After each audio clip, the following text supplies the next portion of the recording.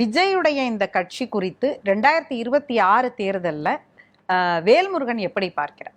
உங்களுடைய சித்தாந்தங்களை தான் அவரும் பேசுகிறார். திராவிடம், தமிழ் தேசியம் இது உள்ளடக்கிய ஒரு சித்தாந்தத்தை அவரும் பேசுகிறார்.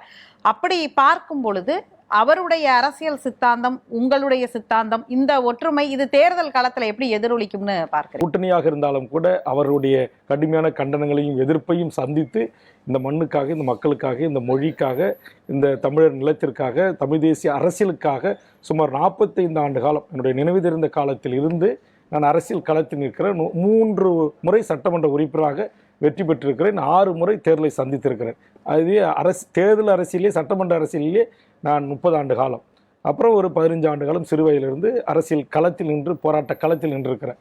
ஆக என்னை நான் ஒருபோதும் பிறரோடு ஒப்பிட்டு நான் தாழ்த்தி கொள்ள விரும்பவில்லை. லட்சக்கணக்கான இளையோர்கள், இளம்பெண்கள், இளைஞர்கள் ஒரு சினிமாவில் அவர் பேசுகின்ற வசனம், அவர் பேசுகின்ற உடல் மொழி, அவருடைய நடிப்பு திறன், அவருடைய அந்த நடனம், அவருடைய சண்டை பயிற்சி, இதையெல்லாம் பார்த்து பிரமிக்கப்பட்டு அவருக்கு பின்னால் ஒரு மிகப்பெரிய கூட்டம் அணிதிரண்டிருக்கிறது. ஆனால் எனக்கு பின்னால் அணிதிரண்டிருக்கிற கூட்டம் என்பது களத்தில் மக்களுக்காக நின்று போராடி, அடி வாங்கி, உதை வாங்கி, ஜெயிலுக்கு போய் வம்பு தும்புகளை சந்தித்து